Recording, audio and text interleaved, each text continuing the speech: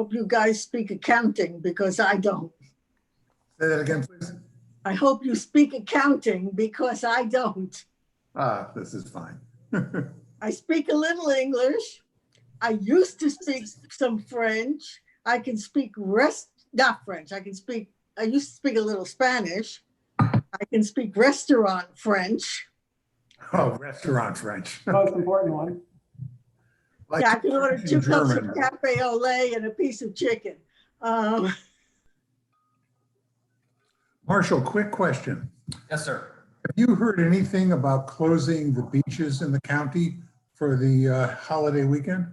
No. Basically, the town of Palm Beach has closed their beaches. There has not been any discussion to date on closing any other beaches. Some other towns may follow suit, but I haven't heard anyone's desire to do so. But nothing from the county at all. Didn't the county have a meeting today? To talk about phase 2, I think they're still at that meeting. I think they're still going to see how that looks. But who knows if they're, but there's no talk of it. And I don't think there's a lot of interest to do such.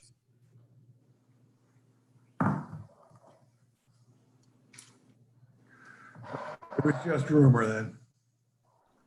No, the town of Palm Beach did. Just I don't believe the county has any interest to do that. So, and that would be the only thing that could close our beaches because we can't close our own beaches. It's all No, private. because our beaches are private. Right. So, We can close one. Well, actually, we can't even close that. It's owned by the county. They have to close it. right.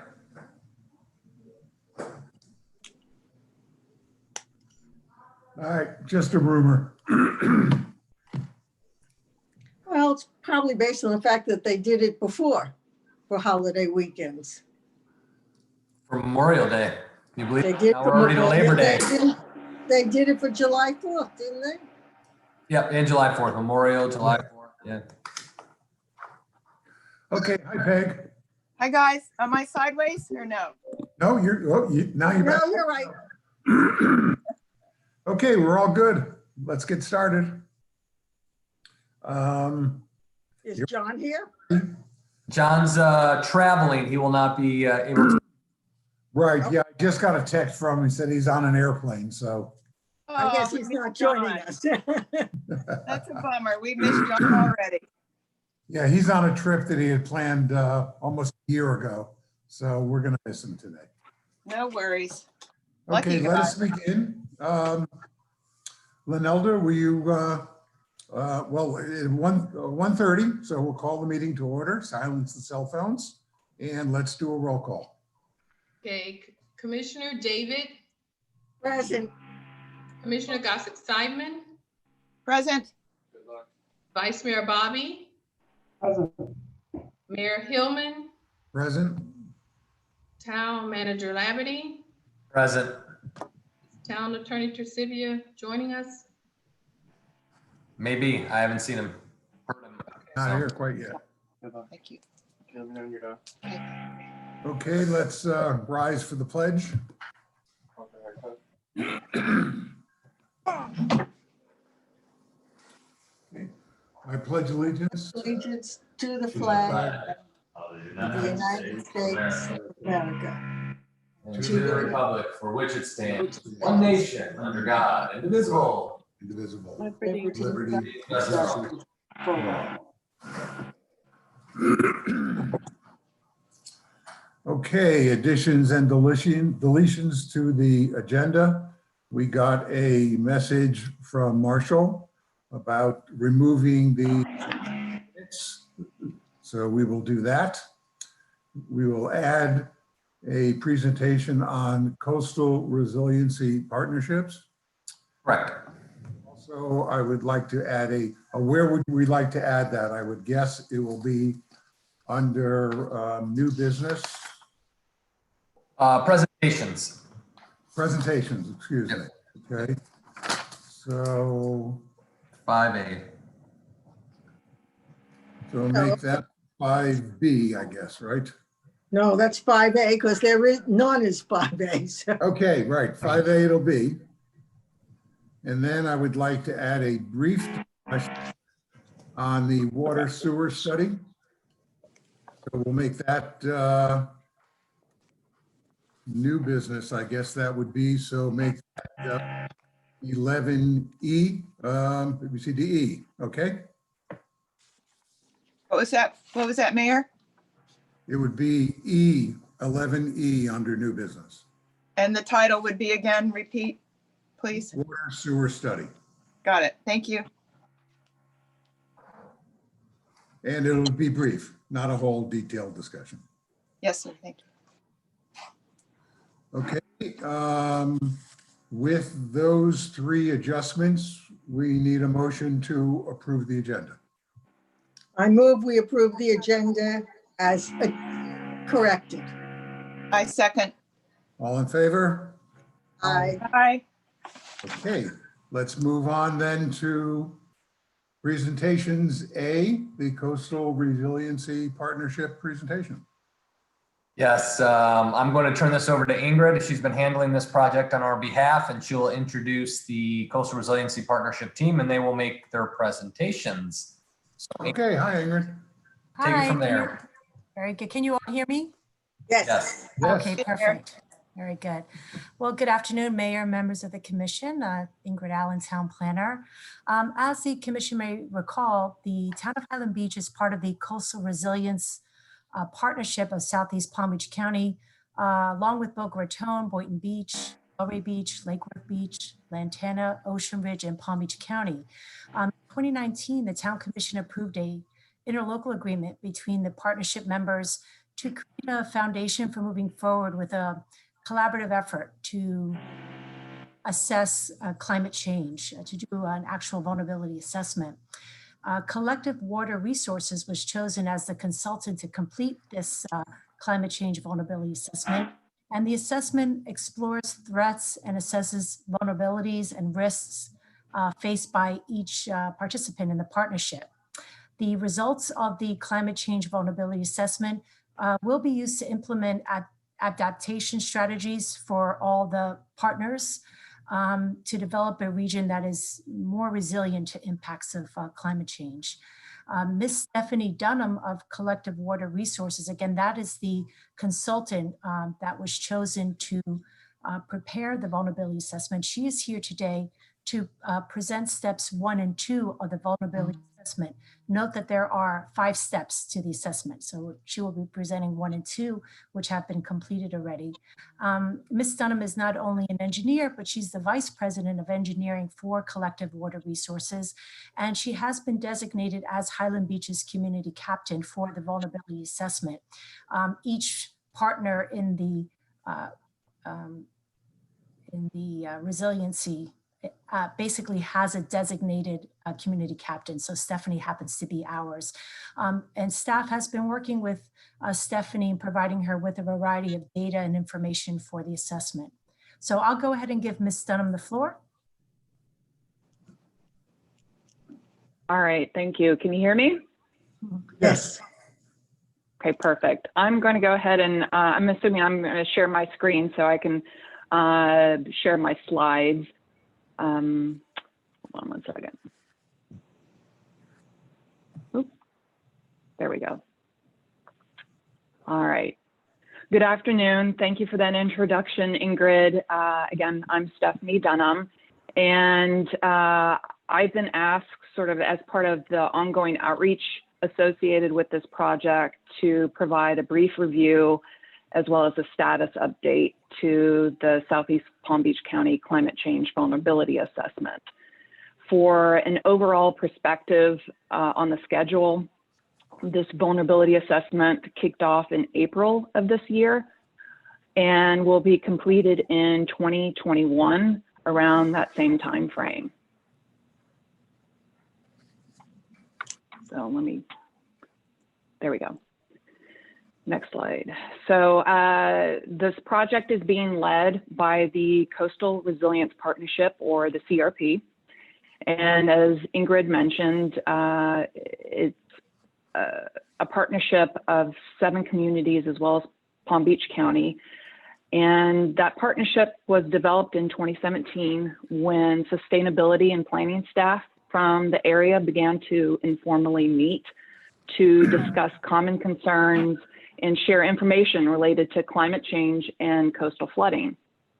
The partnership was actually formalized in 2018 in pursuit of a resilience planning grant from the Florida Department of Environmental Protection, or FDEP. And in 2019, the CRP was successful again in securing a second resilience planning grant from FDEP that is funding in part the ongoing climate change vulnerability assessment.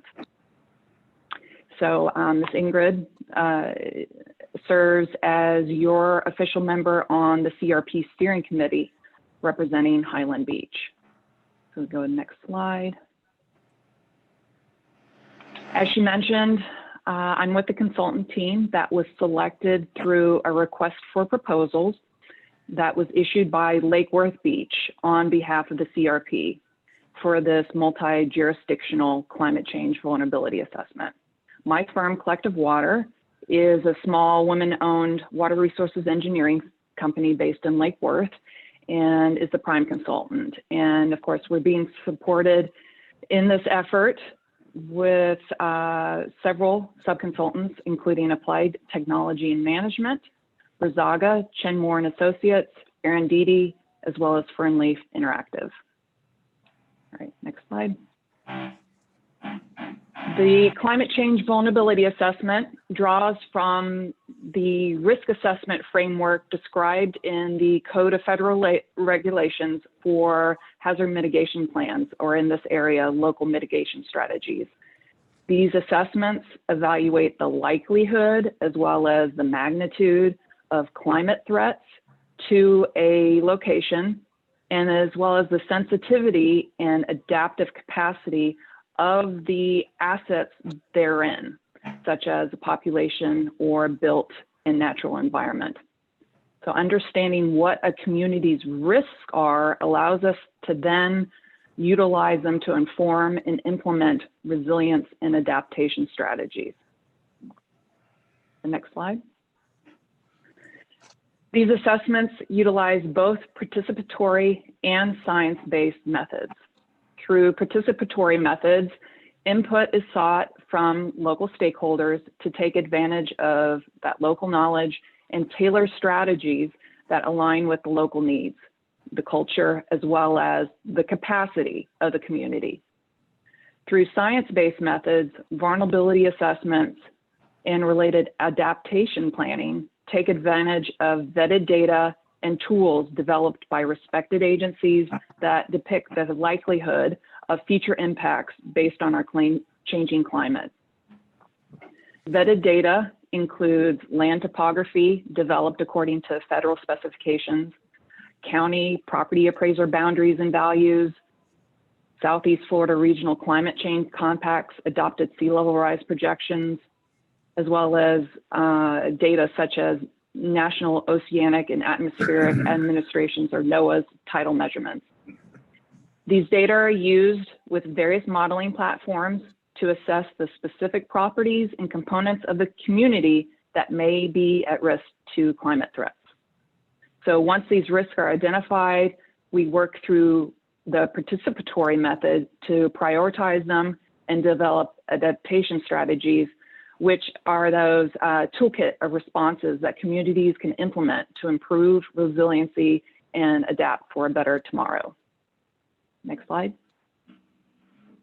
So as Ingrid mentioned, there are 5 steps to the climate change vulnerability assessment, and these also closely follow the U.S. Climate Resilience Toolkit that was developed by NOAA. To date, the first 2 steps, explore climate threats and assemble data on community systems, those have been completed. My main purpose of today's presentation is to summarize those 2 steps and how they feed into subsequent steps. Next slide. For this project, threats are major climate-related hazards or chronic disruptions that negatively impact a community's people, the infrastructure, or its resources. So the frequency and severity, So how often and how intense those threats have the potential to change over time. So the degree of change over time is influenced both by climatic and non-climatic stressors or variables. And I'll give some examples in a minute. So threats can impact communities as a whole, as well as very specific locations within those communities. So when data are available, we can assess those threats spatially to identify those specific locations that are likely to be impacted. When data aren't available, the threats can be analyzed more broadly and discussed in a narrative fashion. Next slide.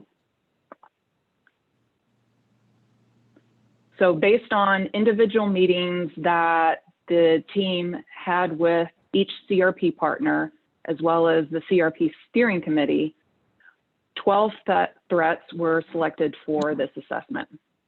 And they're color-coded here into categories, which include 2 meteorological, shown in light blue, which includes high wind and rainfall-induced flooding. 2 health and environmental threats, shown in yellow, and those include harmful algal blooms, as well as pest and disease outbreak.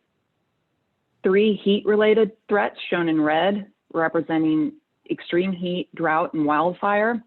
And lastly, 5 water-related threats, shown in dark blue, which include shoreline recession, tidal flooding, storm surge, groundwater intrusion, and saltwater intrusion. Next slide. So some of you may be asking, why isn't sea level rise shown in that list of threats? And that's because sea level rise is a threat multiplier and is considered one of the climate stressors that contribute to that change over time for basically our 5 water-related threats, as well as rainfall-induced flooding. So the degree that sea level rise could multiply or influence these threats over time will be based on the most recent unified projections recommended by the Southeast Florida Regional Climate Change Compact, as illustrated in this graph on the slide, within the envelope between the purple and the red, and applied as recommended based on the type of assets. Next slide. With respect to the threats that are included in the vulnerability assessment, sea level rise has the potential to increase the amount of storm surge the community could experience, as well as increase the frequency and severity of tidal flooding. So for coastal communities like Highland Beach, this change in tidal flooding is typically observed in the short term as higher or more frequent king tide events. And ultimately, a threshold could be reached where areas are constantly inundated by tidewaters that aren't today. Similarly, sea level rise increases groundwater levels, it exacerbates saltwater intrusion, and accelerates the movement of shoreline.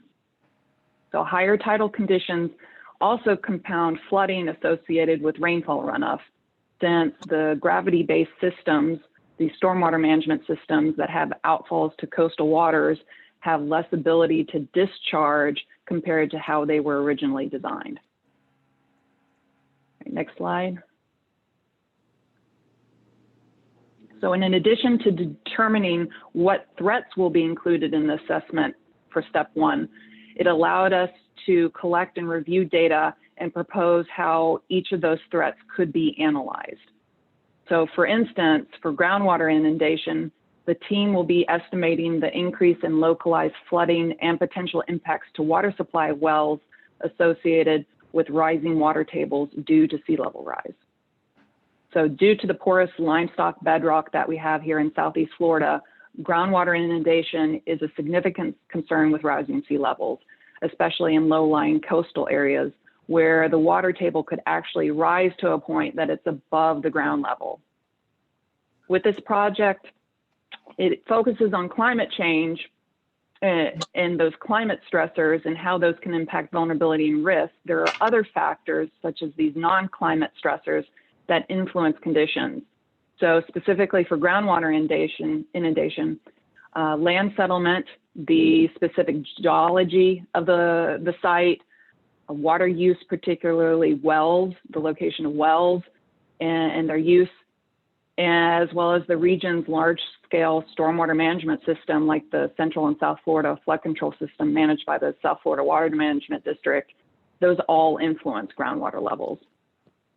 So at this time, based on the data that were collected, we understand there's not sufficient data across the study area or models that would allow us to identify specific locations or assets that would experience this new or increased groundwater inundation associated with sea level rise.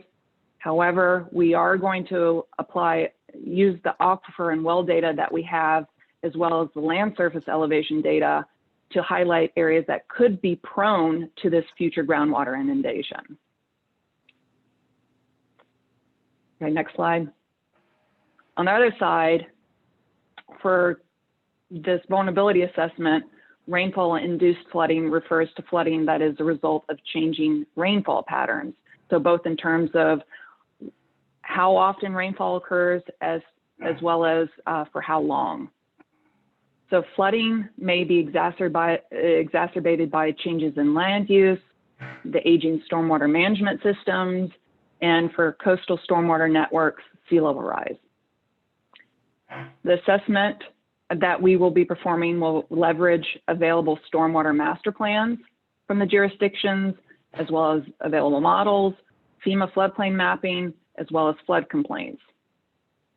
Additionally, approximate inundation mapping for areas without current plans or mapping will also be developed to identify what assets could be exposed to stormwater flooding across the entire study area and how climate stressors may influence vulnerability.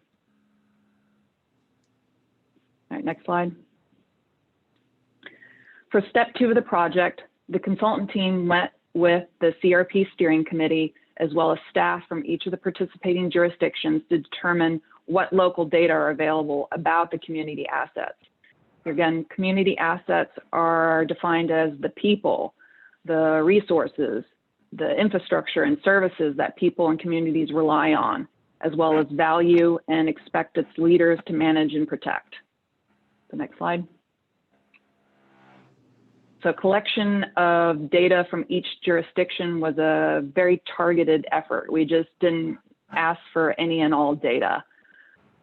And based on discussions about what kinds of data were available across the study area, priorities from each jurisdiction, as well as the proposed analysis approach for each of the threats, we targeted specific data sets that will guide and be utilized in the vulnerability assessment and assessment of adaptation strategies. The project's team's approach is to utilize the best available data, whether it's local, regional, state, or federal, given the type of threat assessment that will be performed and what will ultimately help identify appropriate adaptation strategies for the region and for individual jurisdictions. So some threats, such as rainfall-induced flooding, as I just previously discussed, can be evaluated to a degree where the impacts of individual assets, such as individual properties or road segments, can be determined. Other threats, such as pests and disease outbreaks, will be more narrative in nature, and the associated impacts to community assets likewise will be contextual. All right, next slide. So in general, there's 7 types of assets that will be evaluated.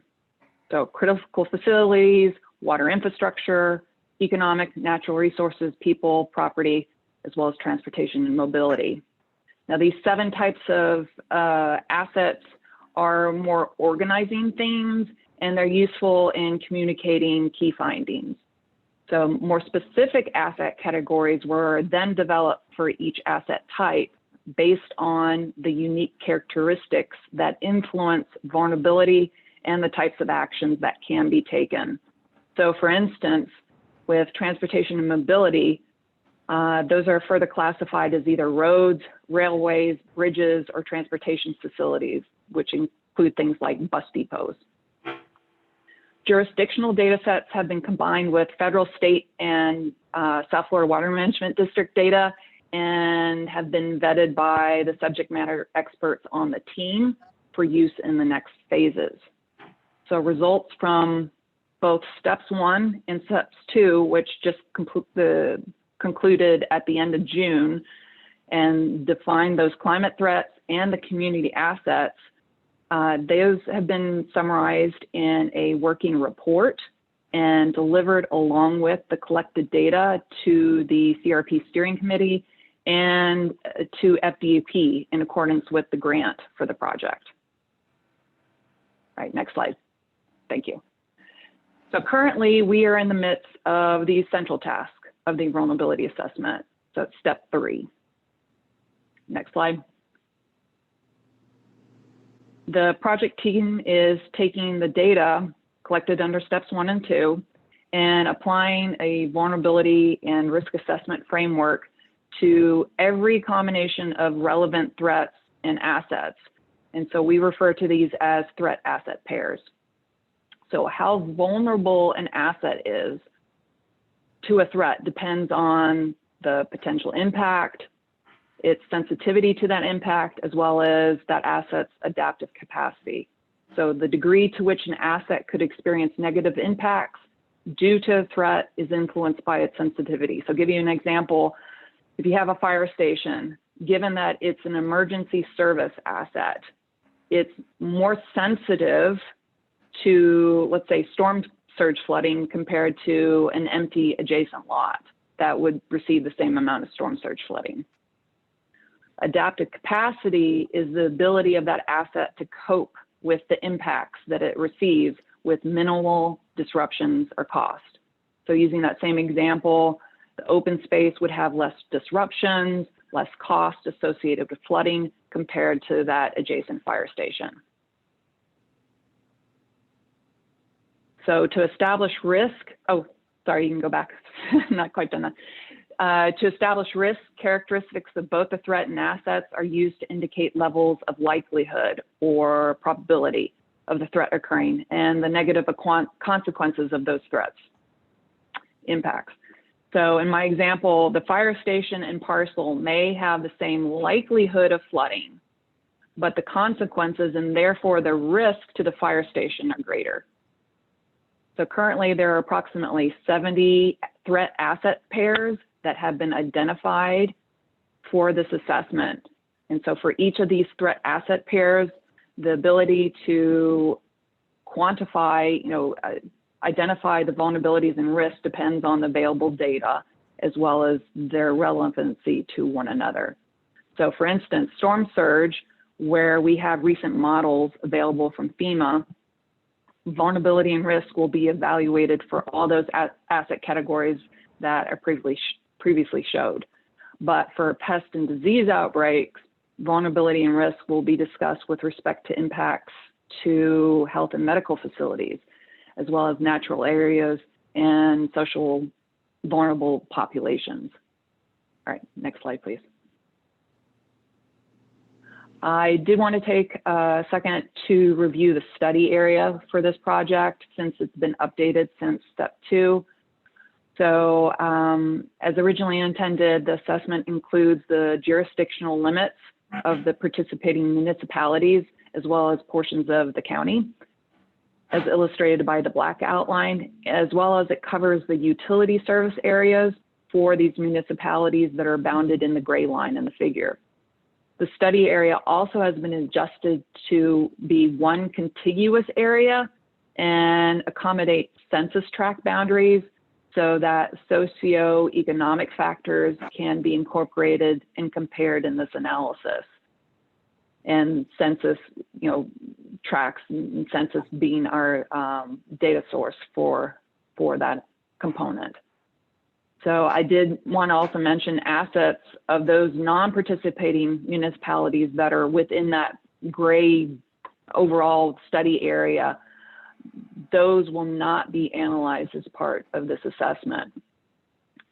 And then to mention that the census tracts, we modified to track those better since it'll be useful in summarizing for planning purposes as well as communication, particularly with respect to sensitive data, such as vulnerabilities and risk associated with critical facilities and public utility assets.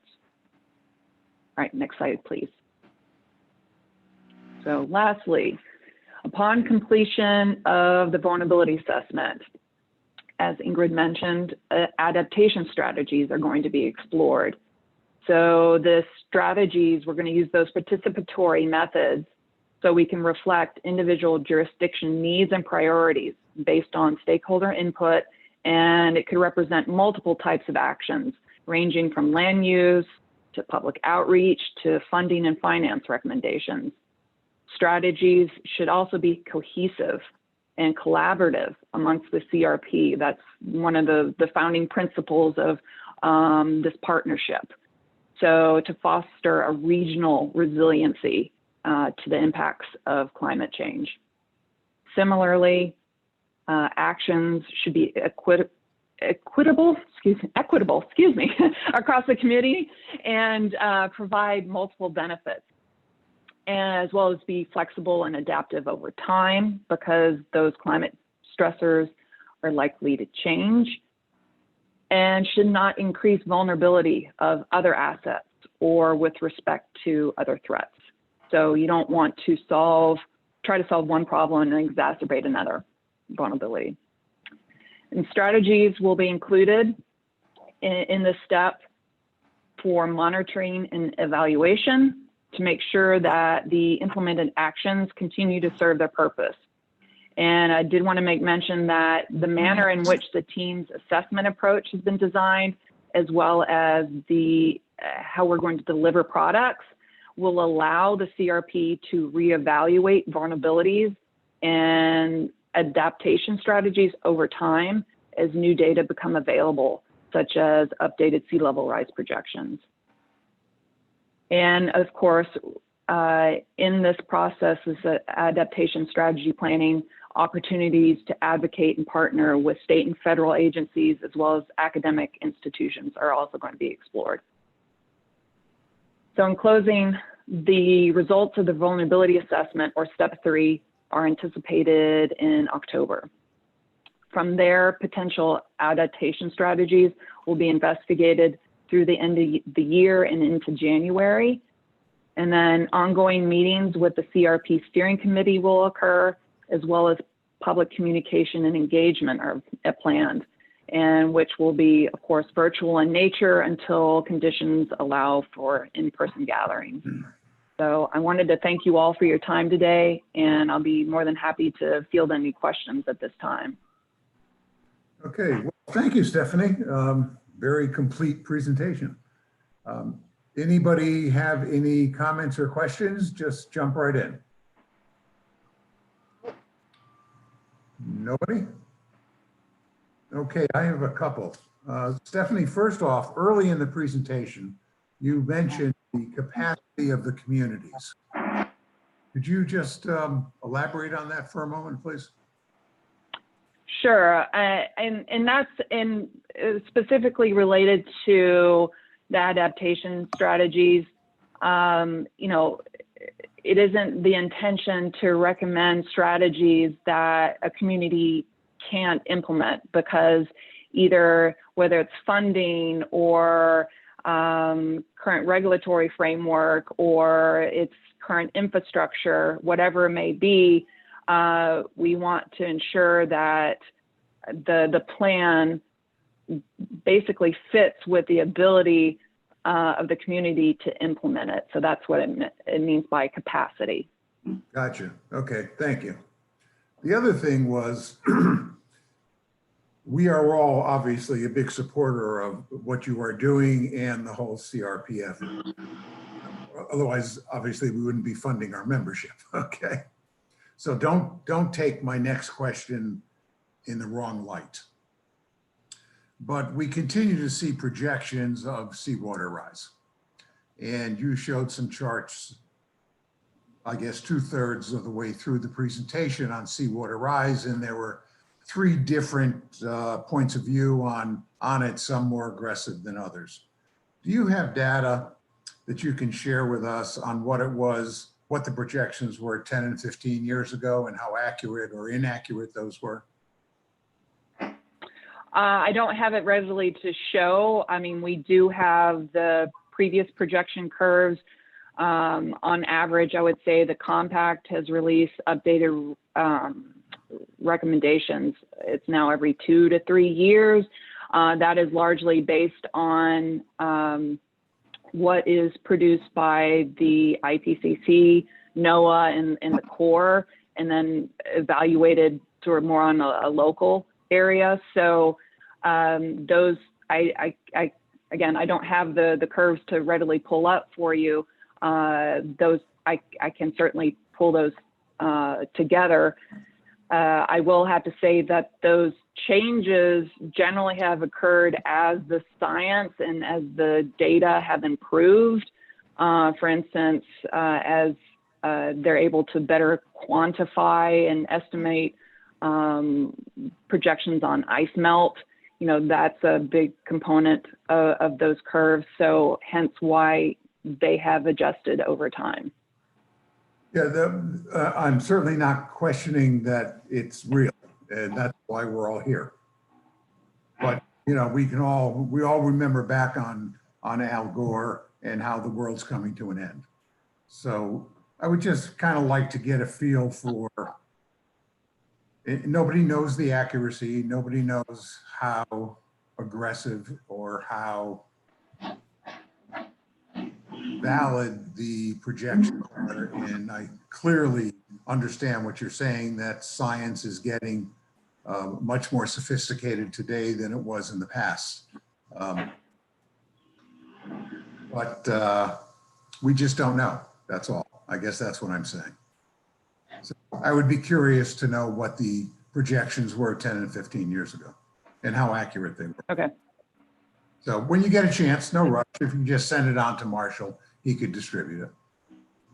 Okay. Yes, sir. Thank you. Anything from anyone else before Stephanie? Mayor? Yeah, please.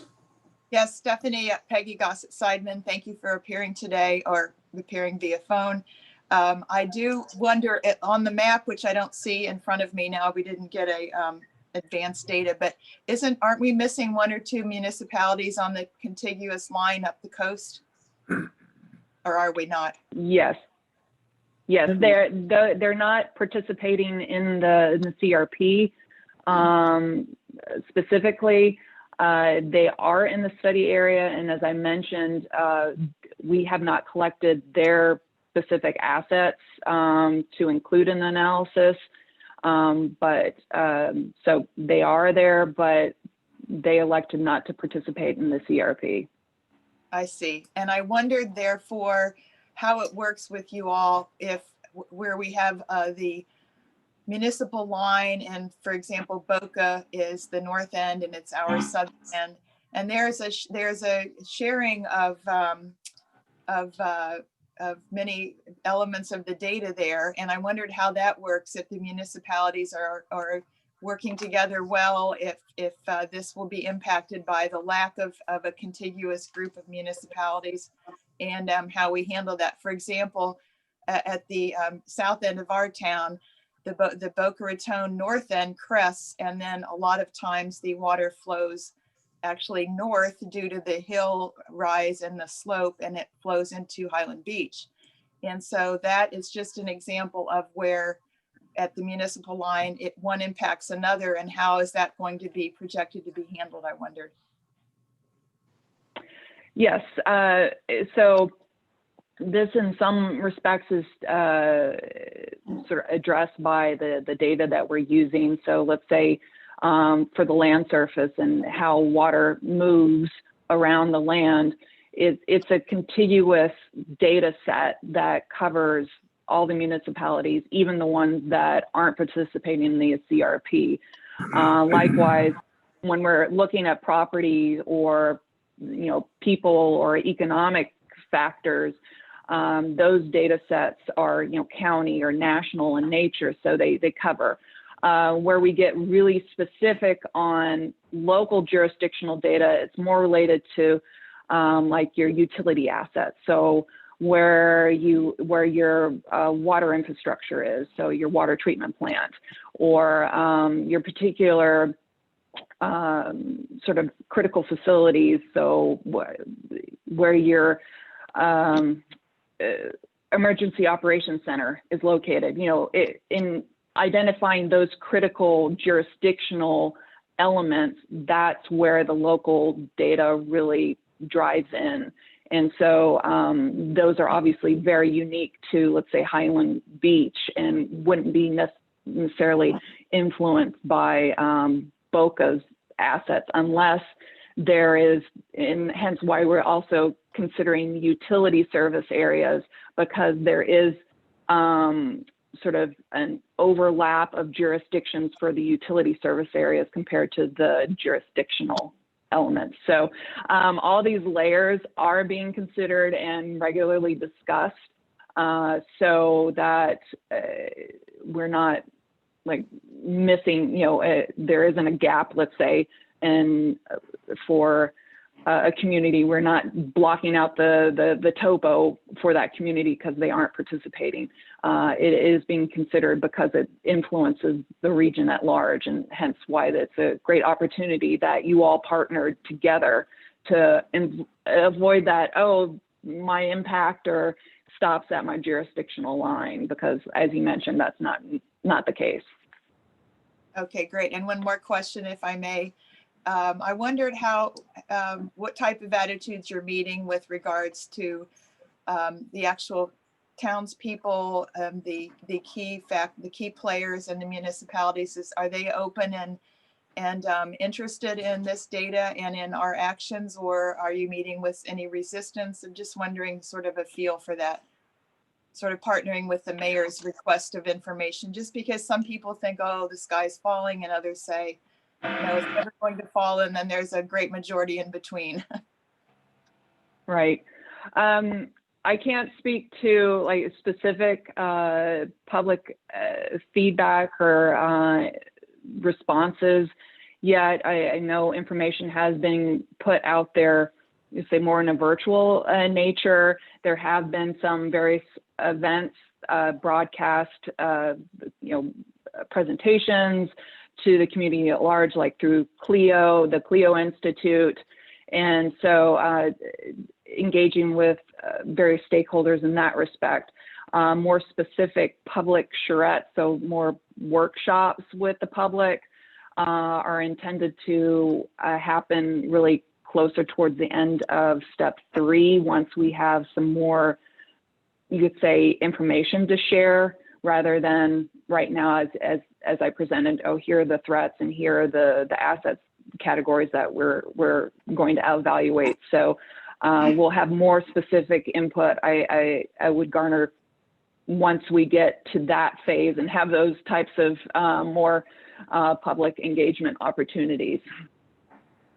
Great, thank you very much. I appreciate everything. Thanks, Mayor. Okay, again, Stephanie, thank you very much for the presentation and spending the time with us this afternoon. We appreciate it. Thank you for the opportunity, and looking forward to the next opportunity once we get through the other steps. Okay, great. Great. Bye now. Bye. Shall we move on? Sure. What was that? Someone's drilling, not me. Oh, sorry. It's in the building someplace and there's nothing I can do to stop it and nowhere I can go. Okay. By the way, Marshall, what is our annual cost for this? Oh, there's a one-time cost, and we paid that last year. It was, I think our contribution was like $22,000 to it, I believe, right around there, 22 to 24, somewhere in there. So it's a whole project from start to finish. Okay. Are you sensing thus far that it's a worthwhile investment? So far, yes. I think it's a good planning document, especially for coastal resiliency, how we begin to react and move forward collectively as a community and or a group of communities when we start making investments. So I think it's a very useful tool to have at the end of the day to kind of use as kind of a guide for future development. When I say that, when we begin to look at lift stations, water use, bridges, anything that's tied together regionally, what we do, how that results in, it kind of ties all of our decisions together. So I think it's going to be useful. Again, I think it has more impact per se as a planning tool for larger communities, but again, they paid a large share of the cost to get this document. So, but it brings us all together. And I think it's a platform which I think it's going to be a grant tool, especially. We want to move forward with projects and we partner with our neighbors on restoration or any of these other types of projects. We have a document that says we need to do this and shows what that impact is, not only for us to others, and allows us to move forward to solicit grants. I think that's going to be the value financially for us is access to grants as we do things cooperatively and regionally. All valid points. Okay. Right. Thank you. Yep. Okay, moving forward. I understand there were no public comments. Is that correct, Lenilda? That's correct. No Okay. comment. Announcements. There are 2 board vacancies on adjustment and appeals, and there is 1 on the Financial Advisory Board. There are a whole series of upcoming meetings. It's on the agenda. Everybody can see that. There is also, not stated on the agenda, but there will be a commission meeting on the 15th at 1:30. So please make note of that. Board action reports. There is 1, and that is from, let me find it here, from August 13th. That's from the Financial Advisory Board. And there was a motion that recommended that we accept the healthcare plan. And that was unanimous, 5-0 vote. There was also a series of recommendations or suggestions made by Member Greenwald. You can read them all. There are some very interesting ideas in there. But that was the only motion that we need to contemplate.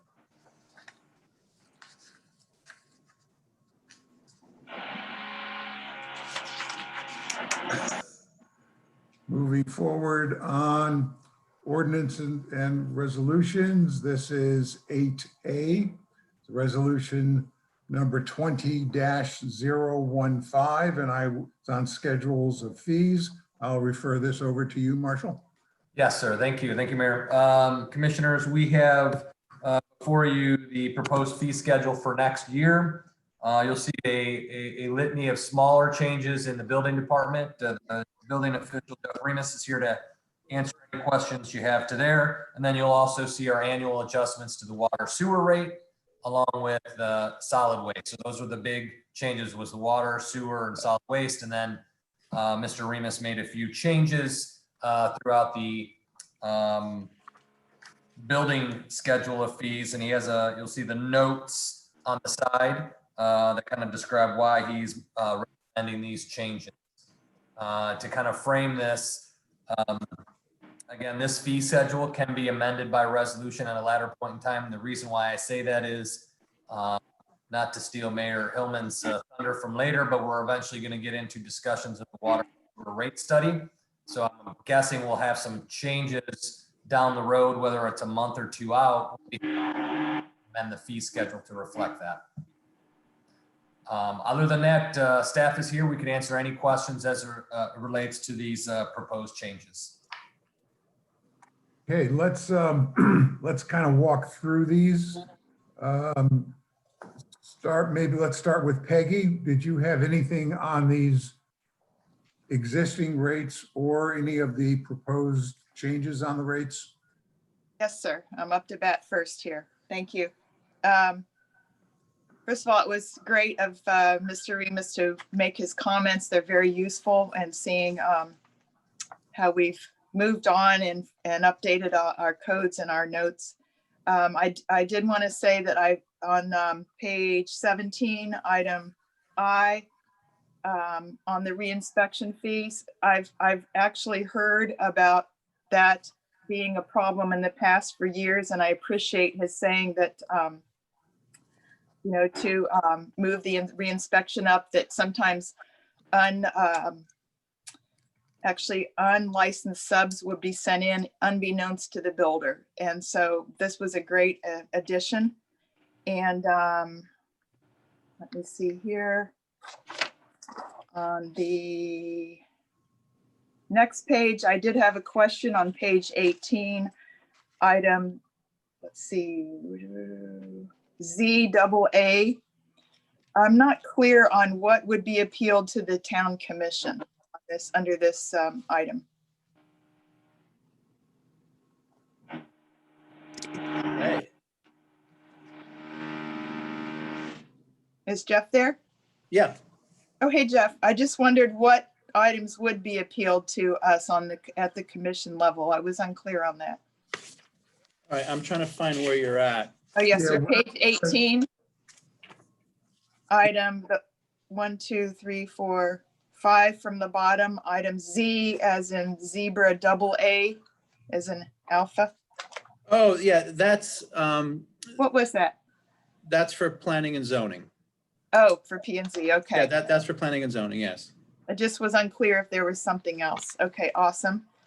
And on the next page, page 19, the first item, double F and double G. Are these fees for short-term rentals too low? They seem awfully low based upon the percentage, the monies these, some of these rentals are charging. I mean, you're talking $200-300 a night for some of the short-term rentals in Highland Beach. I've looked it up in the past 2 years. Just wondered if that's too low, maybe? It may be too low because it's going to include an annual inspection where we're going to be sending someone out there. Right now, we're just, I think we've only had one application Okay, so far that we've processed, and we still have yet to approve. So we have to make a second trip out there. That's completely up to the commission. I think maybe initially keeping it at a lower rate, people might be inclined to pay for it versus something a little higher. And then they may just go, well, the heck with it, I'll wait till I get caught. I see. So if I, Okay, let me expand on that just a touch. Again, if you go to the preceding page, page 18, yes, register as a short-term rental, it's $250. And then there's the inspection fee of $150. The items, Commissioner, that you're referring to were the annual renewal fees, and that's basically the paperwork to maintain and that's $100. So there's no inspection on an annualized basis. okay, It's a separate fee. So once you start adding them together, there's an accumulation of fees depending on, so when we go out to do an inspection, it's $150 for that. To renew your ability to have the short-term rental is $100 over a year to year once you fill out the paperwork. And then if any time you change the agent who's representing your property, you pay $50 every time you change that person that represents you. So we constantly know. And then there's the penalties that go after. So there is some other fines that would be imposed if they do not comply. okay, thank you. I do know there was one home in town last year being advertised for $3,000 for, I can't remember if it was a 2-week or a 4-week rental, but that's a pretty hefty fee to just have the $50 charge. So thank you for clarifying that, Marshall. I appreciate it. Sure. And I think that's it for me. Thank you very much. Thank you so much, Jeff. It's really great comments that you included to help us understand it. My pleasure. Okay. Evelyn? You're muted, Ev. You're muted. You are muted. Okay, just There you muted go. itself. I was going to mute it anyway to block out, but no, it seems to be self-explanatory to me. And the numbers sound reasonable. Okay. On to Greg. I'm muting you if I can. Okay. Greg, you're still muted. Thanks, Mayor. Jeff, I had a few of these I want to go through just to make sure your comments were great, but I want to just make sure I understood them. Sure, absolutely. So you had can we just go through the plan check fee comment? Oh, on plan review. Yeah, so this is E on page 17. There's an adequate amount of money for the regular fees. Yes. So you're basically pulling out the plan check in total, right? Yeah, there's really no reason if we have another mid-rise, high-rise above four stories. There's enough money built into our current fee schedule to cover that. And what we're proposing here in the old fee schedule it's kind of low anyway. It's really insignificant, and it's not even going to come close to covering the costs. So I just don't see any reason to have that in there because it's really not going to make any difference. It's just taking up space on the paper. Right, makes sense. G was the construction trailer permit fee. Yes. The increase from 100 to 250 is justified by the amount of inspections needed. I didn't understand that, what's related to a construction trailer permit fee. Can you just kind of walk me through that? Sure. So when they install a construction trailer, it has to get a tie down inspection. It has to get an electrical inspection. It has to get an underground electrical inspection because they have to bury the pipes to bring in the electrical over. Often they connect into the sewer. So then we have a sewer connection inspection. And then there's a final inspection to make sure that everything is complete and it's safe. So there are multiple inspections for this. We only have one right now on Highland Beach, and that's at 2475 Ocean Boulevard on that very large project. And that's going to be there for 2 years. So every 6 months, they're going to be renewing this. But the initial permit it requires a lot of inspections. I didn't know there was that many inspections. That's good to know. Yeah. J, small letter V. Were you talking about the punitive fee and attorney review? Could you just go through that? I missed that. I didn't really understand what you're trying to say there. I'm sorry, which one? You're additional fees, J, and then little letter V, as in Victor. NV? J is in Juliet. JV. Junior varsity. Yeah. Right. Oh, J5. Okay, got it. Yeah, V5. Got it. Yes. So I think that it's a great idea to have some punitive, I guess you call them punitive damages basically to keep people from risking working without a permit of 4 times the fee. My concern is that on some of the jobs that would be high dollar numbers that may have a $4,000 or $5,000 permit fee. Now all of a sudden they're looking at paying $16,000 or $20,000, and that's a significant penalty. So I'm just noting that I have a little bit of a concern on the higher end that we may be overstepping our boundaries, from a punitive standpoint. And, on a smaller permit, if someone doesn't pull a permit for a water heater, sure, it goes from 100 to 400, not a big deal. But on some of the larger jobs, and we've had, in this case, where we've actually had one of our residents come in and complain because they're the ones who got caught working without a permit. They hired an unlicensed contractor, and then, they came in and they wanted to renegotiate the fees, the punitive damages, essentially. They didn't want to pay 4 times the fee. So again, it's just a concern I have that maybe from the legal aspect, we may want to have that looked at to see if there's a limit. Previously, there was a $1,000 limit, which I think is way too low. But maybe there's a way that we can find some common ground, or just leave it alone and it is what it is. I'm just simply putting my concern for something like this. Yep, makes sense. I actually think 1,000 is plenty high. I agree.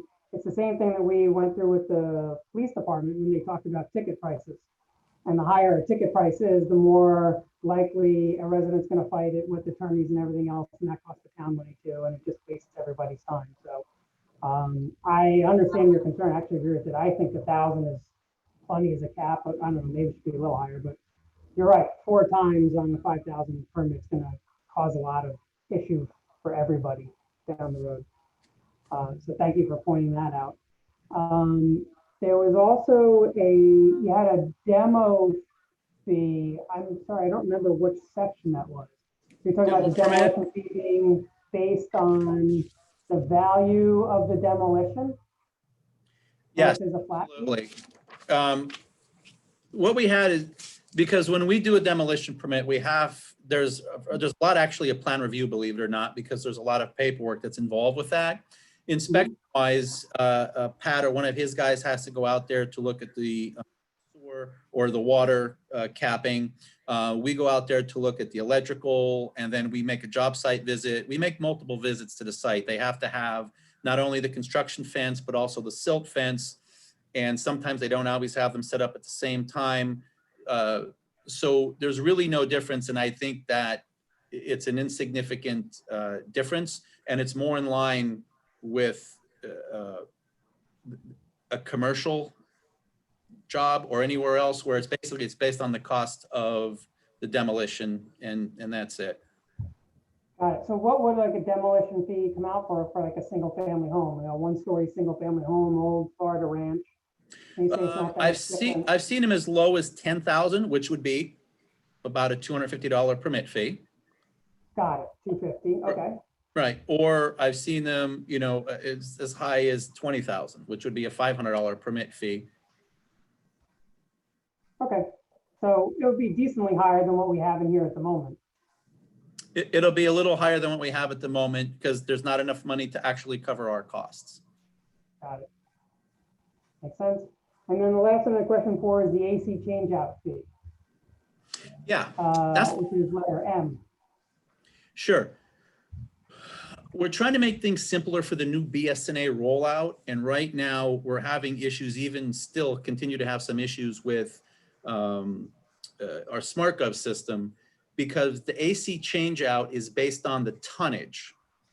And essentially this one is going to be a wash because it's a minimum of $100 fee if it's under 5 ton. If it's over 5 ton, 5 ton or over, then it goes to $200.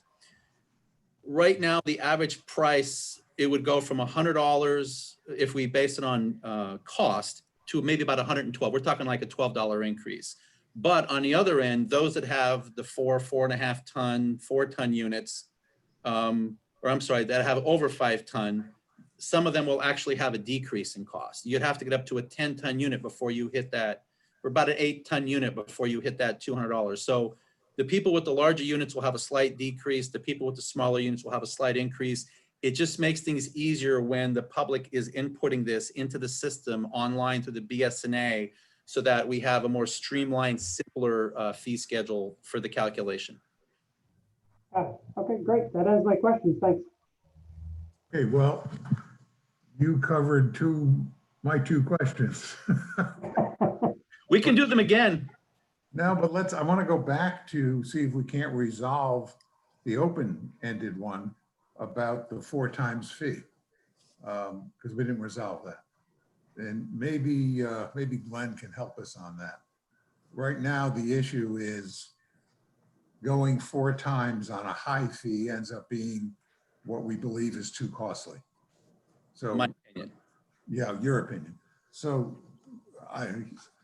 maybe Glenn, you have some experience in what other towns have done, or maybe you can guide us a little bit here. I'd like to look at it a little bit because I hadn't focused on that. I've seen 2 times, double the amount. I don't know that I've seen 4 times. So I'd like to double check and see if 4 times is going to withstand scrutiny. 2 times definitely does. Okay, the 4 might be pushing the envelope. Okay, I don't want to jump in with too much because I don't have a whole lot of knowledge and I don't know what our statistics are. My guess is that the majority of the times we're faced with people with low charges. So 2 times isn't much of a penalty. 2 times a couple $100, not a big deal. So people might try to get away with it. And 4 times $200, all of a sudden you're paying $800, or even 2 times 500. So people try to sneak it by. So I don't know the answer. We could probably provide you with some stats. Maybe take a look and see, you know, how many infractions we've had over the last year or so. That might help us make some decisions here. Mayor? Yeah, sure. If it might help, I basically concur with what Greg is saying. The vice mayor is correct that this might be a hefty hike at 4 times, especially for homeowners who simply do not know. I will tell you, maybe he has, I can't speak for Greg, but I have had calls many, many times, even before I ran for office. People don't know if they need a permit for an air conditioner, a water heater, a refrigerator, a fence, a door, a flooring. And I say, call the building department, but because we did not have a full scope professional building department in the past, a lot of items were not permitted that could or should have been. And so to just implement a 4 times structure rate and not even perhaps communicate it in advance to residents would be, I think, a very strong arm intent here. And I think the second level, once we decide on this, should be a very excellent communication to the residents so that they know what does and doesn't need permitted, so that they can try to comply with the law up front. And Well, you know, I don't disagree at all with that point of view. Perhaps we have a 2 times or 3 times, whatever we've come up with for the first offense, and a 4 times for the second offense. That's a good idea. You know, for the contractor and the homeowner. Yeah. So, you know, we've opened a can of worms here. Let's get the facts and Okay. a plan that works. We're not out to make money. We're out to make sure people, Right. you know, get the permit so that we can make sure that things are installed properly and safely. That's the goal, not making money. Yes, sir. Yeah. And, Okay, and great. if I may interject, Of course, of course. okay, so the current fee schedule from 2018 is 4 times. That's what I'm questioning. We're not going to 4 times. It has been 4 times, which is what we have been implementing. Yeah, I understand that. It's very rare that it's the homeowner doing work by themselves. It's often the contractor that gets caught doing the work. Now, whether they're in cahoots or that, I don't know. I just know that we catch them. And also very often I find out that the homeowner is innocent. They just hired a licensed contractor. They just assumed they were going to do everything the right way and pull permits, and they find themselves surprised. So what I have been doing, I have been proactive where a contractor gets caught working without a permit, and then I'll look at their contract, and the contract says that the homeowner is responsible for the building permit fees. I will contact the owner and say, this is what the permit fee is. Your contractor was caught working without a permit. They should not be charging you, nor should you be paying for their mistake of that 3 times the fee. So I'm proactive to let them know that they shouldn't be responsible for the mistake that the contractor made, you know. But again, it's a case-by-case basis, you know, but we are very proactive about that because, you know, we do catch whether or not the homeowners know, all of the licensed contractors absolutely know when a permit is required and when a permit is not. And we have very, very few owner builder permits that are pulled in this town. Less than 4, maybe a year, and that's maybe high. I could think of 1 last year that we had last year. Well, then it's perfectly clear that the problem does not stem from a homeowner. That is correct. So that issue is just non-existent. The issue is the contractor. The issue is the contractor. I can't control the fact that they may go and charge the homeowner for that penalty fee and tell them, you know, and blame it on the building department when it was, you know, say, well, that's what the fee is. But, Yeah. you know, that's why we try to be proactive about it. Yeah. Okay. Thank you. That cleared it. And Jeff, by the way, that's exactly what I would expect to happen is I'd say the contractor is going to pass it to the homeowner and say, if you don't pay it, no problem, I'll put a lien against your property because I've got a contract that says you're responsible for it. So it's good that you notify the homeowner, but doesn't alleviate the problem. Agree. Yeah, it becomes a mess. Could be. And look, if they do that, we can tell the contractor he's not going to be working in this town anymore. That's a little bit more difficult. Yeah. That's legally, that's very difficult because a lot of the state statutes have changed. And if I have contract, just to give you an example, if I have a contractor who comes in, let's say an AC contractor, they come in and they apply for 10 permits. They never come in to pay for them. They do the work and they have all these open permits that have never been closed, or they never call for an inspection. The state now has stripped us from the right where we used to have, if they had more than 5 open permits, we can withhold issuing them new permits. Now the state has stripped that away from us. I can't even do that. So now there's very little I can do. Well, if the contractor has charged the homeowner for the permit, but the contractor never paid us for the permit, who has recourse? That's a civil or police issue as far as if they want to consider that theft or it's a civil issue. I can't, there's nothing I can do within my limitations within the state statutes. And the state is making things more and more lenient on the contractors. So it rests between the homeowner and the contractor. It's really a civil issue. Okay, thank you. All right. So Glenn will look into it. You'll pull some data so we know how many. Okay. So, We'll take it from there. so we're gonna postpone action or table this? Yes, we're going to postpone action until Glenn takes a look at it, comes back with some thoughts, and we're going to pull some data so we know the frequency. Then I would encourage if somebody can make a postponement to a date certain, that would be great. A motion to table this fee schedule. Well, can't we pass it with the exception of this one change? Yes. So, and leave this as it stands right now. And maybe even pass it the way it is. And if you need to tweak that one sentence, then you can come back and tweak it. Because I think we're on good grounds. I'm more towards, yes, we're on good grounds. So I'd rather see you pass it. And if we don't. Okay. We can always change one thing later on. So May, you're suggesting a vote to pass it with the existing 4 times in it? Yes. And then we'll make the adjustment the next month once we have sufficient information. Okay, so let's call for a motion to accept this as stated.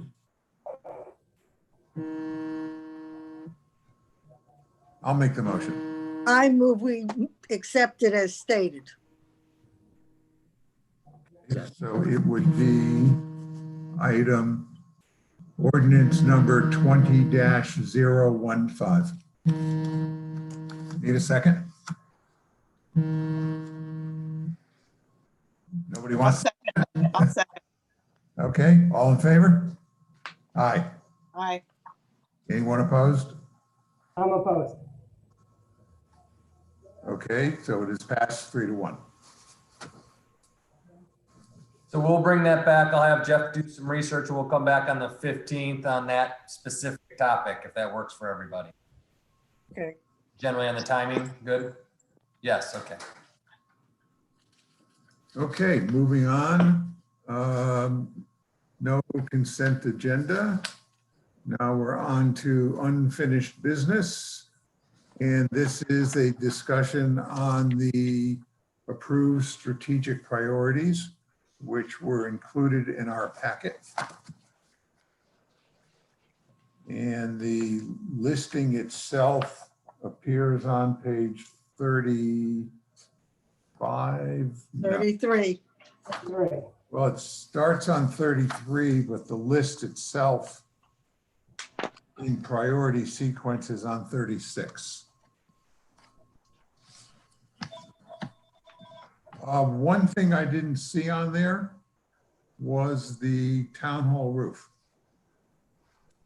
Remove capital projects to just maintaining capital budget. project. This are not Specific now. projects. Got it, okay.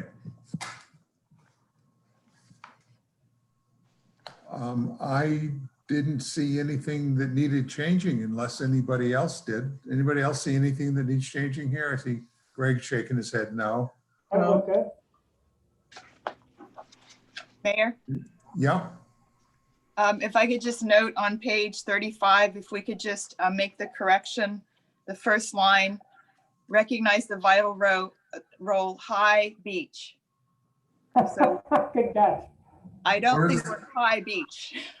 Where's we got that? we got a second town snuck in here. Yes, sir. I don't think we want that designation, not today. Listen, we got enough work on one town. Right. Oh, wow, yeah. Oh, good catch. Thank you. Yeah. And then intracoastal on the fourth line from the bottom is INTRA, intracoastal, within the coast. Right, it's Instead not of intra, ER. it's intra. Yes, ma'am. Right. If we could just You're- fix those typos, but the high one sure has to be fixed. You are the Sure. official proofreader. Just wanted to have a good laugh here. Thank you. Those are good. Actually, technically, the first one unplanned, draft right of way, that's actually commenced. Okay, let's make that change. That's just a technical change. Oh, yeah. Got it. Thank you. And Mayor? Yes, ma'am. Yes, sir. This goes back 2 meetings, but if you recall, we basically removed community greening from our priorities. It became not an essential priority with COVID and so many other major events. But I wondered if we could ask Marshall to move that contact to the Natural Resources Board. Last Saturday, they gave away 200 trees. And they have another plan in October to give away another 200 trees and involve the communities in the area. And I think it might be a good contact simply for our Natural Resources Board down the road idea. when matters change and we're able to get back to the environmental issues we all hold dear, but have taken a back seat for now. Sure, great idea. All right, thank you, sir. If we don't see any changes, let's just make a motion to accept it. I have, Mayor, if I may. Sure.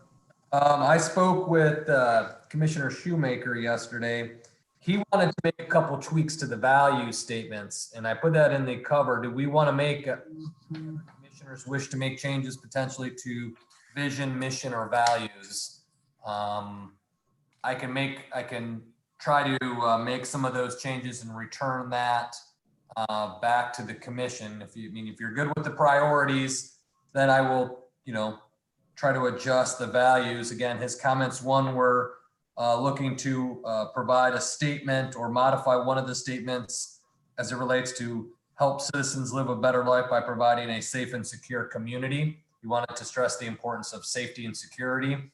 And then he wanted to change, instead of aspire for excellence, he suggested assure fiscal responsibility. So I think those 2 items, he's trying to get some type of fiscal management or responsibility in there, along with the safety and security Okay, value. why don't you make those adjustments and whatever others you see, or if any of the other commissioners have thoughts, let me email them That's to you. fine. And then send that to us and we'll review it at the next meeting. Okay. Sure. Perfect. Okay. Do we need a motion to accept these or do we just move on? We can move on because we're going to make a couple more tweaks, but at least I know that the priorities are ranked properly. I can make those adjustments. And then I'm going to put an action planning piece to the back end of it. I know that the FAB had mentioned it. Mayor had mentioned that to me directly too. So maybe we put a template in for one other. We have these priorities. Department heads will then fill out an action form that kind of shows Right.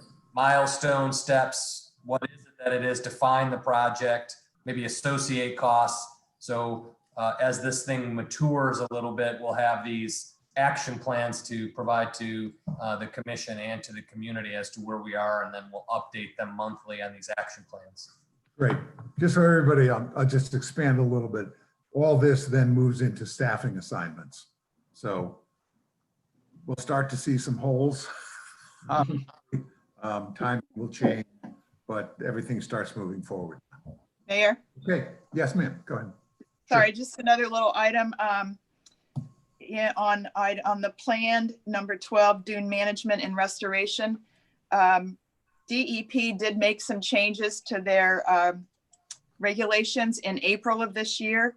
It's a statute, chapter 62B 26 and 373 FS, the state statutes. If we just make a note that as we move forward, there were changes. It was right in the heart of getting into the COVID battle. And so I wanted to make a note on that, that we should maybe check those out and reference them for that item. Great. Will do. Okay, good. Thank you. Thank you. Thank you. Great. Okay. We are on to new business.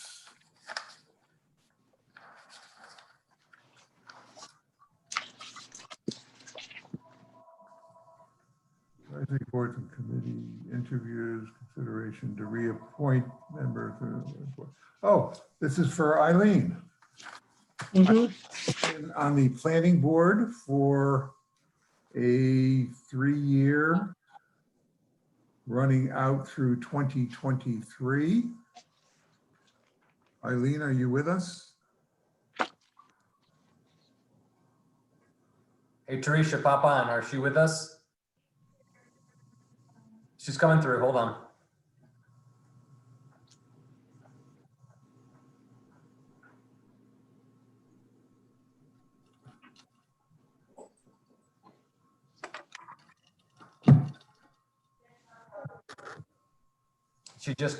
Can you come on the online, please?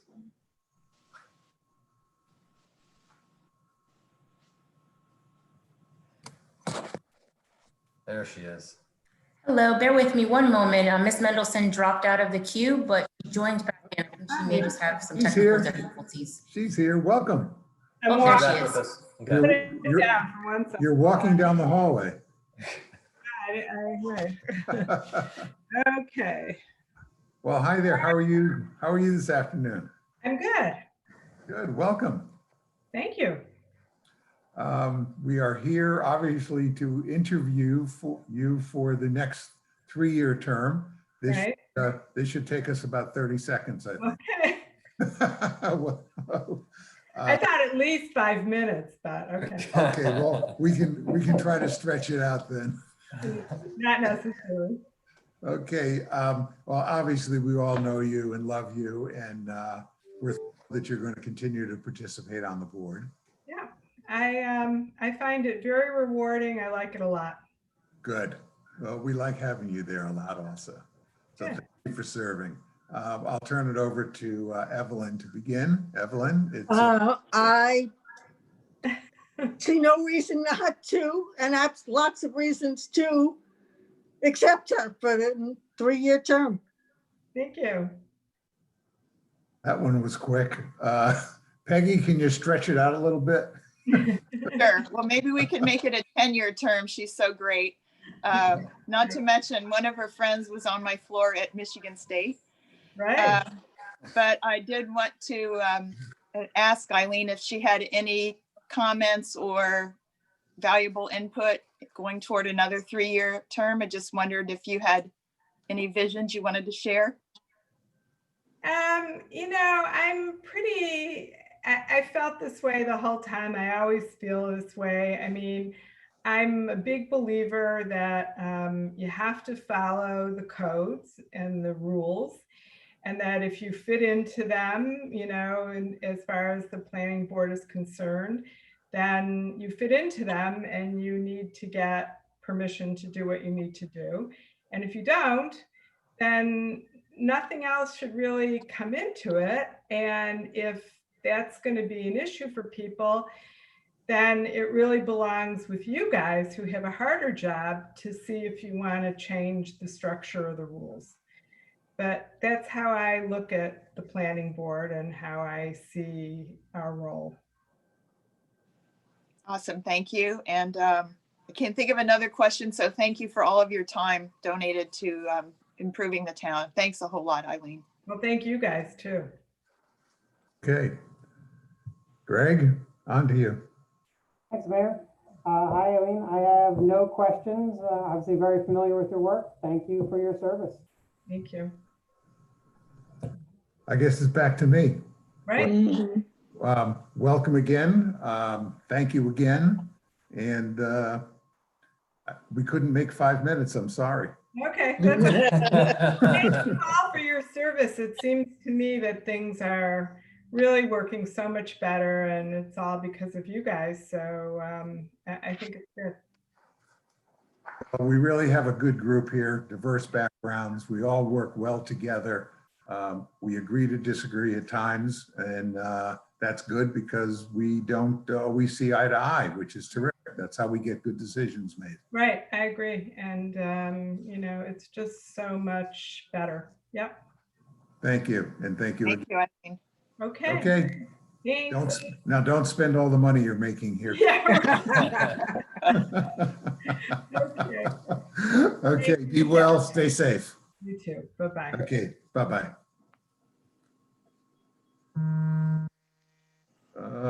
Okay, now we are on to, Oh, well, we need a Do we need a motion motion to, on that? oh, we need a motion. Okay, I move we reappoint Eileen Mendelson to the planning board for a complete 3-year term. I second. All in favor? Aye, Aye. done. Now we can move on to Peggy's updating us on the Florida League of Cities. Oh, sure. This won't take Peggy, too it's all long. yours. No, take your time. This is important. Thank you, Mayor. Yes, we had a virtual annual meeting, which was attended by every municipality belonging to the league. And it's just amazing how effective and how professional they are.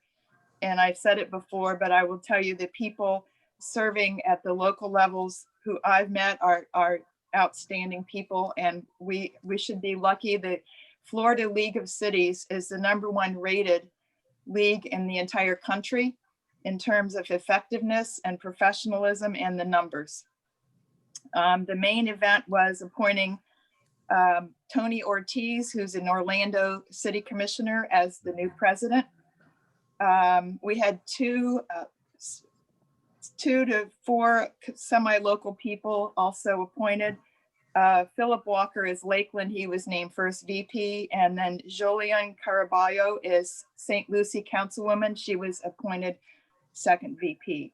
Additional people who serve in at-large or other memberships is Ann Gerwig, who's the mayor of Wellington. And we have Daryl Donato, who's the fire chief for Palm Beach County Fire and Rescue. And Paul Shalhoub, who's Lake Clark Shores councilman. So those are all area people who donate their time. Let's see, we had 4, 5, 6, 7 resolutions passed. The first, we're appointing the new officers. Second was naming Florida City Government Week for that week, the 3rd week of August.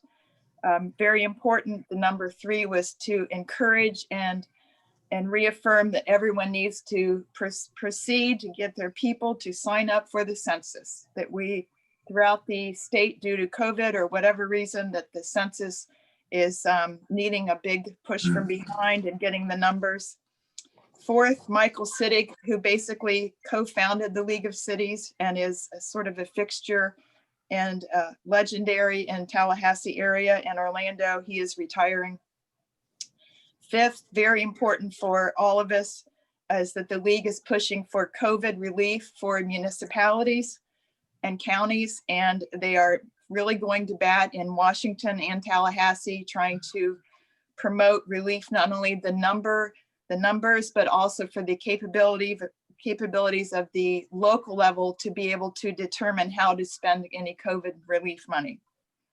Lastly, they're pushing for the reauthorization of the National Flood Insurance Program.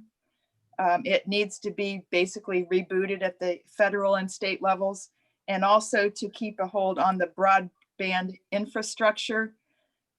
This is of vital importance to make our communications, which right now, under the conditions we're living, are more important than ever, where we cannot meet and conduct business in person at all times. Those are the main points. Of course, I voted in favor of all of the resolutions. Just 3 points, maybe those listening in might be interested in. We have 412 municipal governments in Florida. Florida as a state recognizes these, no matter if they're titled city, town, or village. They all have a legal comparative capacity. And this is interesting. The largest city in Florida by population is Jacksonville area, 861,000 and change. Their commission is composed of 19 people. Wow. And that 19, and that also is mandated by its county joining as a form of government with the city. The most average number of commission is 5, and the next most average number is 7. Palm Beach County has the smallest city of Westlake. Its residents number around 50. So that's just a little trivia to end the report. And thank you for everyone sending me to the virtual meeting. Thank you for the report. Anyone have any questions? No? Okay, thanks, Peg. Thanks, Mayor. Next is item 11C, and that is to approve the health insurance program. I'll turn it over to Marshall. Thank you, Mayor. As you had mentioned in the meeting, we took the health insurance rate renewal concept or options to the FAB. They recommended staying with Humana based on the recommendation of the level of benefits provided and the customer service experience that both us as administrators of the plan and the users, our employees, have found it to be a great program and plan. Originally, they came back to us with a 10.5% and an 8.2%. Our broker renegotiated deals better with them. And so basically we saw slightly less than a 5% increase on the base plan and a 2.77% increase on the buyout plan that are available to the town. So another great year on the healthcare front. And again, the FAB approved it. Our dental and vision remain unchanged as far as the cost, and all of the additional secondary fringe benefits that employees can acquire are still made available, and those rates stayed unchanged as well. So, you know, it's a good year where it controls healthcare. Like I had said before, during our earlier budget phases, we were anticipating a 10 to 12% increase. Now we're looking basically less than 5. So this really worked out well. Our broker did a good job. You have Matt's memo where he laid out everything as far as it is. So we're asking for a approval of the healthcare plan. Any discussion, any questions? Anybody jump in? Nothing? No, Okay. sir. Need a motion then. Please. Somebody Make a want motion to approve the healthcare plan as presented and evaluated. Second. all in favor, say aye. Aye. Aye. It is. So be it, done. For that one. Now we move on to the addition, which would be 11E, and that's a brief discussion about the water sewer study. I had the opportunity to spend some time with Matt to get further explanation as I was going through the details of the study. And in the event that we as a commission decide to move forward on the rate recommendations that were made in the study in the first year, those rates would increase the revenue about $30,000 per month. And as we all know, the billing is done every other month. Mhm. We'd be looking at some $60,000 a month in round numbers. The issue in front of us is the next time we send the billing out is in October. So I believe it would be to the benefit of the town if we fast track this thing.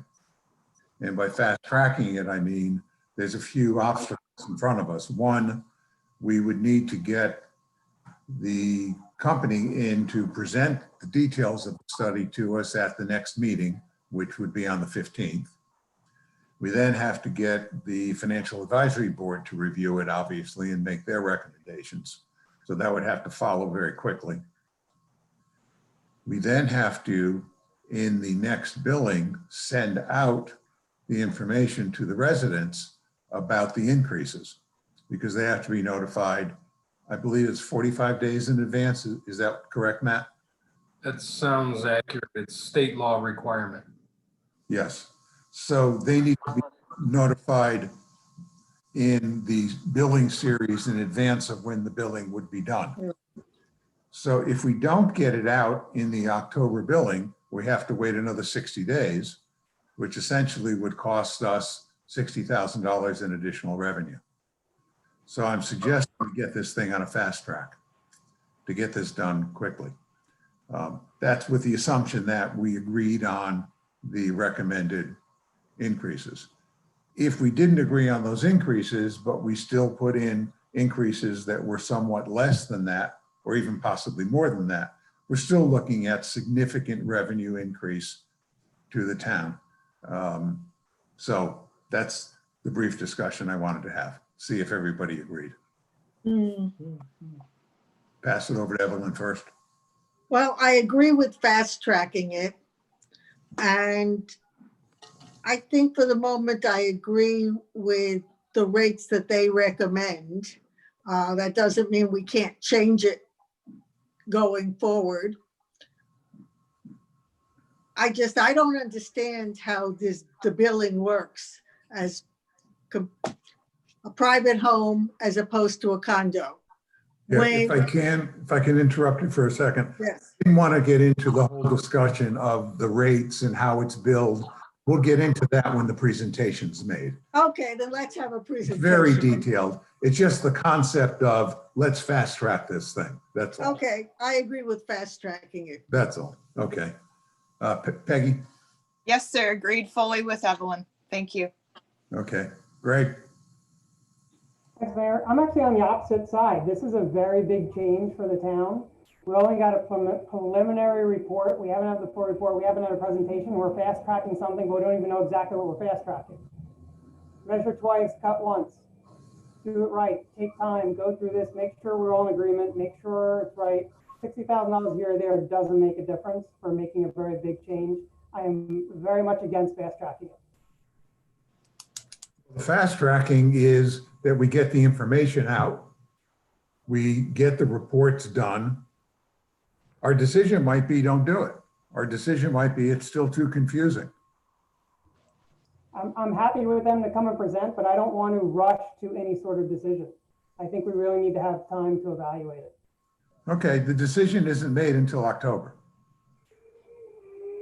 And my point is there's no reason to try to rush something for the October billing, because what we're talking about is, hey, let's get this report in, let's figure out what we're going to do, let's try to make it for the October billing.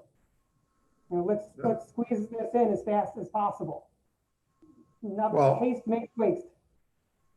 I'm in agreement not to make a decision unless we are fully satisfied with the information and that we have digested it and that we're comfortable with it.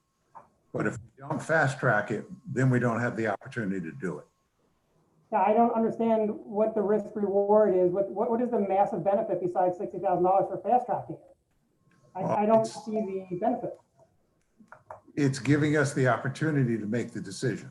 It's not making the decision. If we don't fast track it, then we don't have the opportunity. So you're defining fast tracking as in getting the report sooner? No, And having them present? it's getting us to the point where we can make the decision if we're comfortable. If we're not comfortable, we don't make the decision.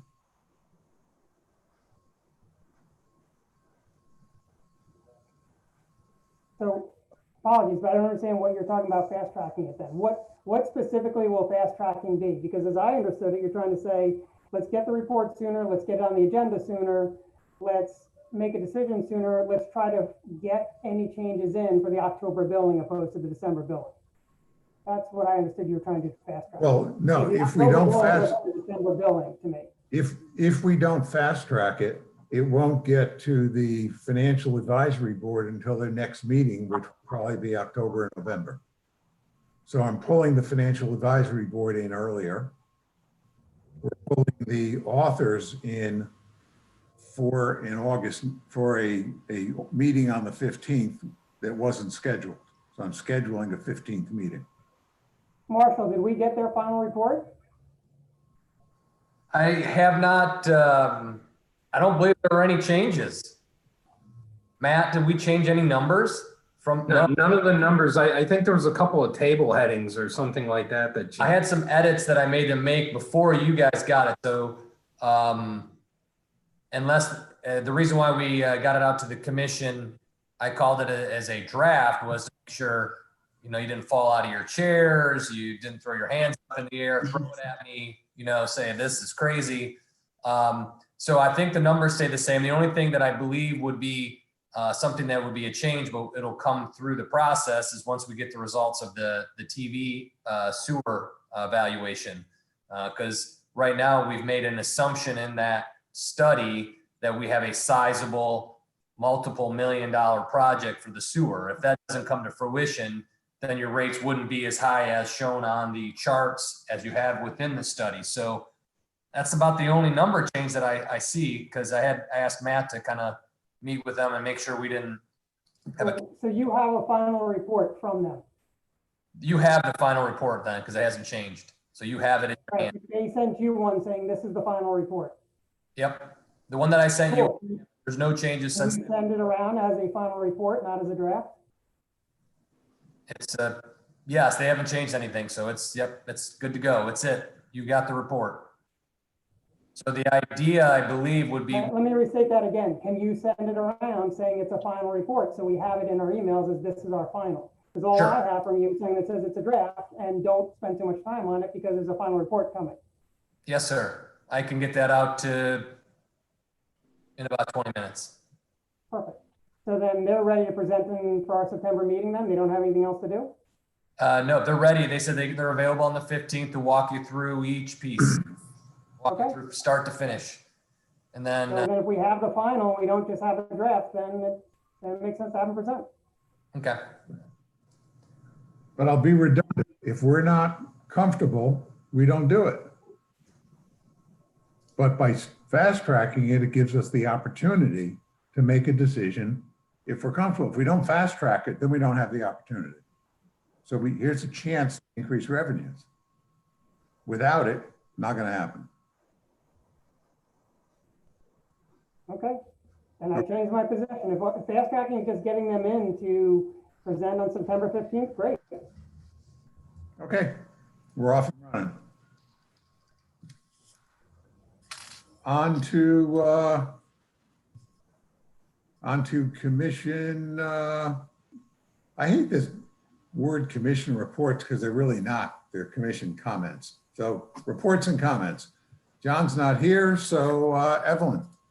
No, nothing that we haven't already discussed, Okay. or we'll discuss next time. Right. Peggy? Yes, sir. I did a little bit of legwork to answer some questions that arose in the last two meetings, if that would help everyone. Sure. And I checked on the $350,000 cap, which we discussed recently in terms of our spending cap, and reached back to Mayor Arlen, now deceased and much loved Mayor Arlen Vorse's widow, and John Rand, who was former vice mayor in the 90s, and former vice mayor Ron Brown. And apparently that cap was established as a number they pulled out of the hat back under Mayor Vorse's and Vice Mayor Rand's term. They just picked a number that was at the time a 10% or 5% of their entire budget. And that number was What year might that have been? it was, let's see, I moved here 90. So it was mid to late 90s. Mid to late 90s. Mid here in 90. And yes, sir, it was reviewed under the term of former Vice Mayor Ron Brown. And they were reassessing and talking about moving that up to a $1 million mark in order to give the staff and the commission some leverage. And in the middle of that, the renovation of Town Hall was occurring, and it got to be just a muddled issue, and they fell out at leaving it at the 350. But the intent among a 3-2 vote then that switched 3-2, switched at the last minute to 3-2 against, left it at 350. And lastly, at the time of the town hall renovation, they did not replace the roof. So if that helps you all in our replacement project, that roof was not replaced during the renovation time. So just wanted to offer that. Otherwise, nothing else to report. So the 350 has stood for around 25 years or so. Yes, sir. There was concern in the past, allegedly, that due to staffing or commission personnel, they wanted to leave it low. There was, I believe, an outcry of residents that they did not feel it should have been raised. This is 10, 15 years ago. Well, you know, Greg said at one time that whatever we do as commissioners, we have to be concerned about future commissioners, future Yes, sir. commissions, and Yes. shouldn't be doing things based on how we feel about our existing commission. Yes, sir. And those were very wise words. Yes, sir. Thank you. And there is a state statute that does affect us in terms of enacting, I'm sure Glenn knows it, enacting contracts and so forth, but certainly in the heart and the spirit of what we're doing, yes, we should look at the next generation and more. Yeah. Yep. Okay. Speaking of Greg, what do you got? One quick thing, those wise words didn't come from me. They came from multiple residents, which I passed along, so I can't take credit. And That was a report. re-gifting? We It was a gift. understand. We I get understand. my best work from the residents, not from myself. Yeah, me too, Greg. Okay, looks like it's, oh, we've got some more. I'm sorry. What, we have any words of wisdom from council? Well, 2 words, one or 2 topics, not 2 words. The first is on that item with the $1,000 cap and the 4 times the permit fee. That's fine. We've done some research during the meeting, and removing the cap is not a problem. And 4 times is not unusual. There are other towns that have a 4 times cap. So, you know, I don't think we need to revisit this. The second item, I'll pick up on what Commissioner Peggy Gossett-Heidemann was just talking about. I found an old opinion. The $350,000 cap was actually adopted in January of '91 by the commission, and then it went to referendum in March of '91. The town's records actually had not shown the referendum, and because when they were doing that town hall renovation, there was a question about whether the town could exceed that cap or not exceed the cap, but amend the cap by ordinance, because there are some charter amendments that you can amend by ordinance if they had not been adopted by referendum. And later on, it was discovered that in 1991, it was approved by referendum. So just a little more history. I'll be with Peggy, the resident historian today. And so it was 1991 that it was approved. Thank you, Glenn. Wow. Thank you, Peggy. No worries. Real-time reporting going on. Good stuff. Okay, Marshall, what do you got for us? Thank you. bud. Again, I'll jump on the, I'm gonna bring back the 4 times the fee. I've gotten a lot of Please. on that. I've had a lot of conversation with residents that they'll own their mistake, but when you give them a $20,000 all of a sudden the fee is more than the project, Yeah. they get a little upset with me. So we should at least have to make sure we fully vet it and we collectively make a final decision on keeping that in place. I know it's in place now, but we should continue that conversation. I think some residents would wish us to have that discussion. You know, just on that point, can I interrupt for a second? Sure. We could do a 4 times the fee not to exceed a number. Yeah. not to exceed $10,000, not to exceed $7,000, whatever number we become comfortable with. Yeah, we'll have Jeff take a look at that and Yeah, we'll see what he comes up Suggestions. with, but go ahead.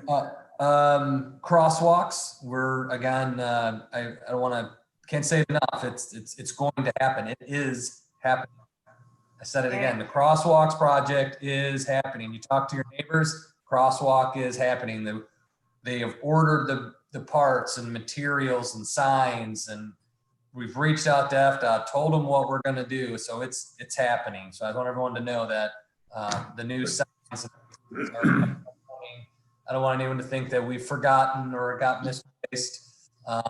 We've made a lot of progress, cleaned some wells over the last few days. Some of our other groundwater storage tank, those items, those have all been completed. And we've made a lot of progress on capital projects this year. Other than that, again, we'll bring, just to put a little clarity, Vice Mayor, I saw what you said on that report. It does say draft. So I just sent it over to the consultant to remove the word draft from it, so we don't circulate what it says draft on the front. There'll be no material changes to the body. So as soon as I get it from him, I'll get it to you. So if it's not 20 minutes, it's whenever he gets it to me with that language change on the front. No longer says draft. We should be ratifying some contracts. I'm going to put that on the 15th as well. So we'll get some, hopefully we'll be able to ratify our 2 contracts. We'll get the strategic priorities in place. We'll make some modifications on that. Otherwise, everything's moving well here at Town Hall. Got the manager's minute out. So hopefully everybody that wants to know and reviews our emails, I encourage residents, feel comfortable giving us your email address so we can keep you in the loop on this information. Other than that, I don't have any further updates. Just everything's going well. Financial position remains strong. On the 8th, we make our first resolutions at 5:01 p.m. to approve the budget. So that will be our next gathering between all of us here today. And we'll be making that first resolution to approve the budget before we do final approval on the 22nd. And on behalf of the employees, thank you for approving the healthcare. Again, the employees have appreciated the Humana service and the quality of benefits provided. By the way, on the manager's minutes, I personally thought it was very well done, by the way. Thank you. And I got some very positive feedback from a few people in our building on it as well. So well received. Okay, good. If there is anything else from any, if not, we will adjourn at 3:20. Thank you all. Thank you. Thank you. Thank you. Bye-bye now. Stay safe. Bye. All right. Bye-bye.